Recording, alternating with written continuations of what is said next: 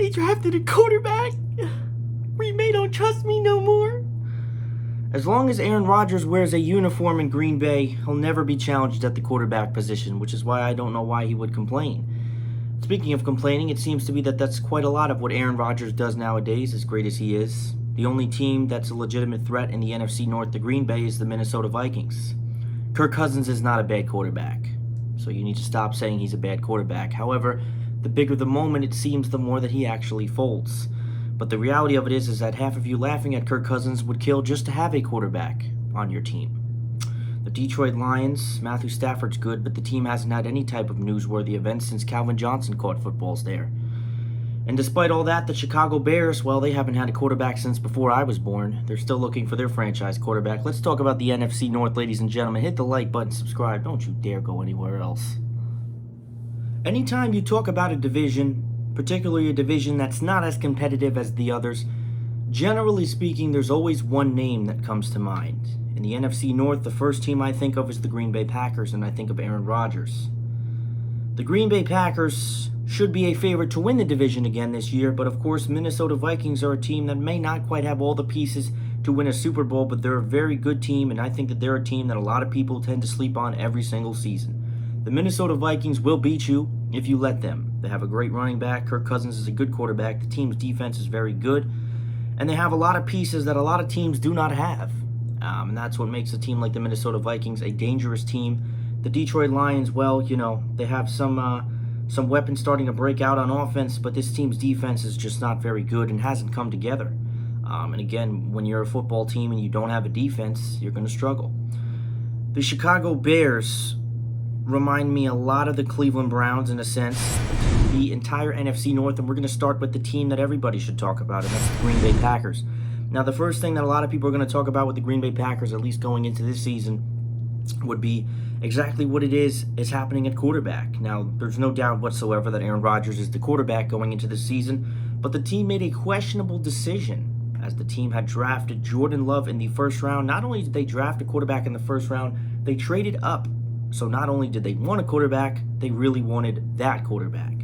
They drafted up to trade Jordan Love, and Aaron Rodgers was quick to voice his displeasure with the Green Bay Packers drafting Jordan Love.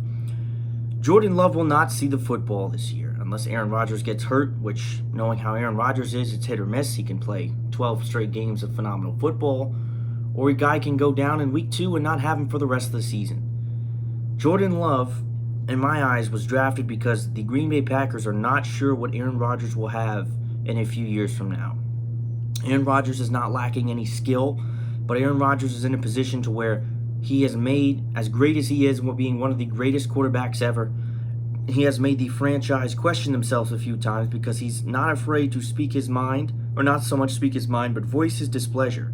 Aaron Rodgers is one of those quarterbacks that I think would benefit from a very good team. A team like the New Orleans Saints would be a perfect spot for Aaron Rodgers. The question is Aaron Rodgers at some point in his career, if he voices more frustration, could he actually pull a Tom Brady and go to another team? I don't see Aaron Rodgers doing that unless the Green Bay gives him no choice, because Aaron Rodgers to me is a very, very hard guy to read. I think that he means well, but to the media and a lot of times he comes off as very dickish, and that's just how I feel. Aaron Rodgers is one of the best quarterbacks, so there's no debate here, but the idea most people would think is that Jordan Love is going to sit behind Aaron Rodgers and be bred and taught the art of football, and there's nobody better to do it than one of the best quarterbacks in NFL history, and that's Aaron Rodgers, who would teach Jordan Love. Now, in the event that he gets hurt, Jordan Love will be thrown to the wolves. Jordan Love is probably not a bad quarterback, but as long as Aaron Rodgers is wearing the green and white, there'll be no question about who the quarterback is in Green Bay. Aaron Rodgers is your quarterback. Running backs, it was a breakout year for Aaron Jones. The team has Williams also, who can be put anywhere on the field. They drafted A.J. Dillon as running back in the second round. Aaron Jones had a great year running the football last year. I believe he was tied or close to the league leading in touchdowns. As the season began to progress and go towards the tail end of the season, Aaron Jones didn't quite have what he had in the beginning of the year. But the first half of the season was very explosive for Aaron Jones, and he's one of the better running backs in football. So I do honestly believe that this Green Bay Packers team should not have a problem running the football this year. Again, Aaron Jones is a good running back. He might not be a top 5 running back, but he is definitely a very good running back that had a great season last year. Receivers. Davante Adams is coming off one of the best years of his career, and he's quickly, to what a lot of people are saying, moving into a top 5 position as a wide receiver. Davante Adams is one of the best wide receivers in the league. The team needs Scantling to bounce back. They did have some moments last year from Alan Lazard, but the team also signed Devin Funchess, and they like their tight end Sternberger to be the Green Bay Packers tight end. Davante Adams is without a doubt the top target for Aaron Rodgers, but again, the team needs a more developed receiving core, and I think that that's one of the things that they're going to look for this season, is that they need more depth in the receiving core. Davante Adams is, again, one of the league's best, but the team needs a little bit more from their other receivers, but they do like their tight end as well. Their offensive line, the team lost Beluga. They did sign Wagner, Jenkins, left guard. David Bakhtiari is probably the best in his position in the league. Bakhtiari and Lindsey are both in contract years on the offensive line, so we're going to have to look for big years from both of them blocking. Defensive line, Kenny Clark has become one of the best defensive linemen in the NFL. The team also has Lowry and Lancaster, are both good. Kiki on the roster needs to build his size a little bit. He's questionable to make a spot. And Adams is on his last straw on the defensive line. Kenny Clark obviously is the leader of this team's defensive line. They have some other guys that are good as well. Some questions, but nothing too crazy. Linebackers. The team, Kirksey was signed. Merks and Barton will compete for a spot in the linebacking core. Zadarius Smith and Preston Smith as well are two of the best at their position in the league, and they are clearly the two top dogs on this linebacking core. Gary, Garvin, and Roberts will also compete for a spot as well. So there's a lot of competition for this team in terms of linebackers, it looks like, going into the season. Zadarius Smith, you can't say enough about him, and Preston Smith as well are two guys that you do not want to see on the other side of the football field when you're a quarterback. Nonetheless, the team's secondary, some good, some bad, some questionable. Alexander, King, Amos, Savage, they all return. This team's secondary mostly comes back. However, the nickel position is up for complete grabs on the Green Bay Packers secondary. So their secondary comes back. Their defensive line's pretty good. There's some competition at linebacker. Their offensive line is all right. Receivers, they need a little bit more from. The Green Bay Packers should be a very good team in 2020. Now, are they going to win the division? Probably. Are they going for a Super Bowl? I don't know, because I feel like come playoff time, the Green Bay Packers are one of those teams where you just don't know what you're going to get from the team. You always know that Aaron Rodgers is going to deliver on game day, but sometimes you just don't know what the other members of the team are going to present. But if the Green Bay Packers all fire on cylinders, they are one of the best teams in the NFL. That's what I got to say. With that being said, we're still going to talk about the Bears next. We talk about a team like the Chicago Bears. This team had a 12-4 season, and then it just went away like that. Mitchell Trubisky is what the team wants to be their starting quarterback, but the team quickly lost faith in Mitchell Trubisky, and I honestly don't think that Trubisky is the answer at quarterback either, but I'm not quite sold that Nick Foles is. Nick Foles obviously had his last big moment on the Philadelphia Eagles, subbing in for Carson Wentz in the playoffs and leading the Eagles to a Super Bowl title. However, Nick Foles was then signed by the Jaguars, and if I'm correct, Nick Foles was hurt and down for the year very early in the season, which brought out Gardner Minshew, and all the Minshew fanatics praised him to be a god, which he's really not, but all of them will continue to praise him as he is. And then this offseason, he signed with the Bears. I think that Nick Foles will beat Mitchell Trubisky out for the quarterback spot on the Chicago Bears, not because Trubisky's an awful quarterback, but because he's not really that great of a quarterback. Foles and Trubisky are going to be competing for the quarterback spot in the Chicago Bears. But the team, you can't put it all on the quarterback for Chicago because the team's offense was absolutely abysmal last year.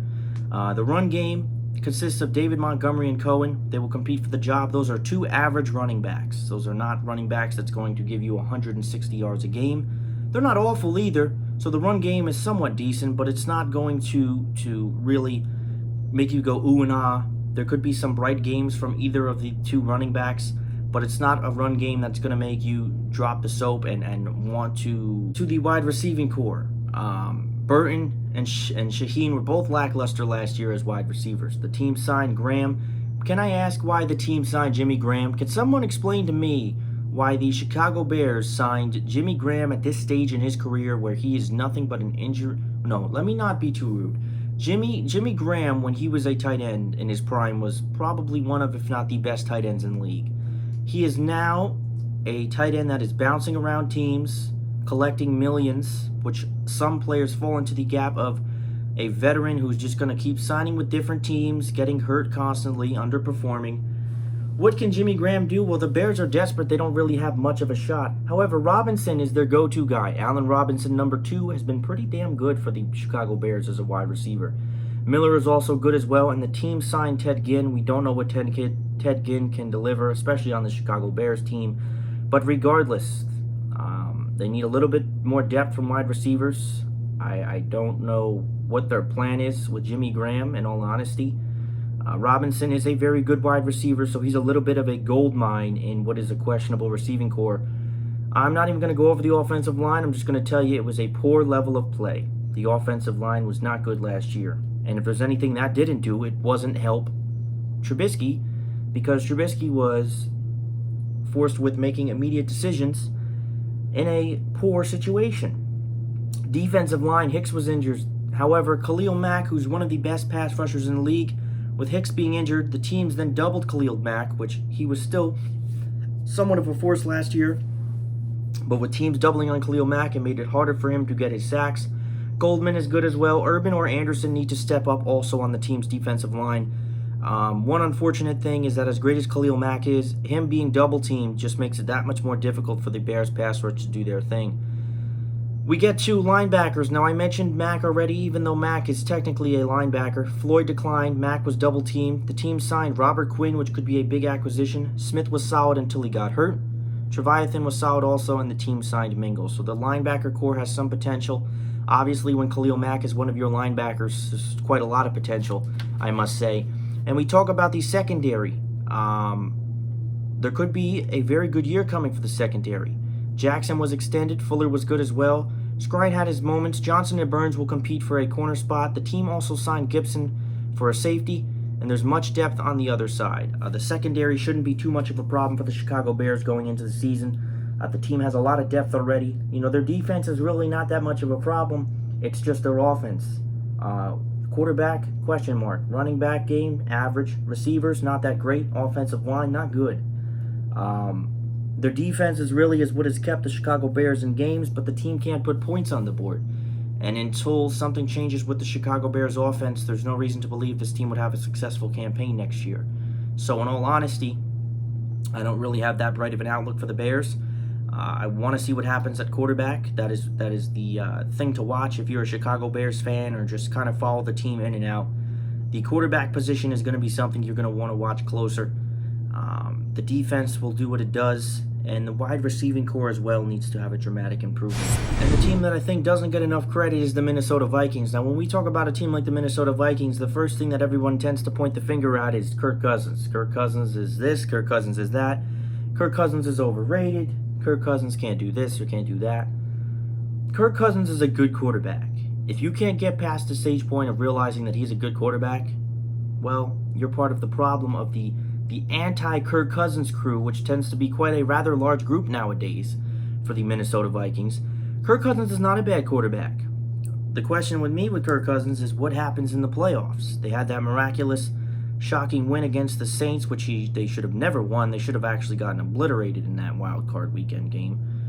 Bounced the Saints in the first round, and then they got beaten to a pulp by the San Francisco 49ers. Kirk Cousins, on paper, had one of the best years of his career. The team's backup is going to be Manning. I don't know if I said that right. But obviously, as long as Kirk Cousins plays, he will be the starting quarterback. I don't have doubts about what Kirk Cousins can do on the football field. I have doubts about what he can do in the playoffs. And I think that's one of the questions that we have to ask ourselves with Kirk Cousins. Running back, talk about a breakout year. Dalvin Cook was one of the best running backs in the NFL last year.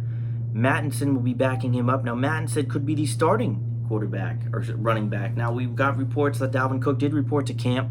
I'm not sure, maybe he did or didn't, but from what I know, he has not gotten that deal that he wants as a running back. Your career is not long, and you don't make as much money as other positions, so I think that in most cases, when you see a lot of running backs hold out, it's for their best interest. It doesn't really help the team as much, but from their standpoint, you kind of have to understand running backs are one play away from never playing football again. And I understand Dalvin Cook completely. I would pay him whatever he wants. Obviously, it has to be somewhat reasonable, but I wouldn't hesitate to pay Dalvin Cook what he wants because Dalvin Cook is a good running back. Receivers. A major blow. The team lost Stefon Diggs. Now, Stefon Diggs voiced his displeasure with the Minnesota Vikings halfway through the season. Stefon Diggs is one of the best wide receivers in the league. He voiced his displeasure, and now he will be in the Buffalo terrain, and which should be a lethal Buffalo Bills team coming up this season. The team drafted Jefferson as a wide receiver. Adam Thielen is coming off of injuries. They signed Tajay Sharp, which probably won't do much for him. Rudolph and Smith Jr. will be the tight ends. The team likes Rudolph as their tight end. Some questions at wide receiver. Adam Thielen needs to stay healthy. They have a young kid they just drafted, and they lost Stefon Diggs. That's pretty much an irreplaceable receiver. Tajay Sharp is, Tajay Sharp was, from a Titans fan, he was on our team too. He didn't really do too much. He was probably one of the worst wide receivers on the team. But, it gives him a chance somewhere else. Good luck for him. Wide receiving core, I never thought I'd say it, but it's a question mark on this team. Their offensive line got a lot better last year, but there's still some work that needs to be done for the offensive line. You do expect, obviously, most teams will never admit their offensive line is perfect. Defensive line, some problems. The team lost Everson Griffin and Joseph as well. Hunter, however, is good. The team signed Raven Pierce. They drafted Lynch and Woonham as well. So they made some transitions in their defensive line for the for the Minnesota Vikings. Linebackers, Kendricks is great. Barrow as well. Wilson and Giordano. Shouldn't be a problem there. And their secondary, they lost a lot in their secondary this past year. They did draft Gladney, Dantzler, Hughes. Hughes is good if he's healthy. Safeties, obviously, they have a lethal safety duo of Harrison Smith and Anthony Harris at safety. So they have good safeties. Some questions at secondary. Their defensive line is in a little bit of a transition. And their wide receiving core. Those are, if the Minnesota Vikings can get those straight, there's no reason they can't challenge for the division or if you're not feeling that generous, a wild card. But again, the NFC is a war zone, so it's going to be very difficult for some of these teams to make a challenge, particularly the NFC. I think the AFC wild card would, if the Vikings were in the AFC, I think they would have no problems making the playoffs. But again, we're talking about the NFC, and the NFC is a complete war zone. I mean, for God's sakes, the Seahawks went 12-4, or whatever their record was last year, and they were a traveling road team in the wild card round. Let that speak volumes, because the Eagles won, which was a disastrous NFC East last year. The Minnesota Vikings could be good. Some questions. I'm more of looking at what that pass rush is going to do. And obviously the receiving core is the big question.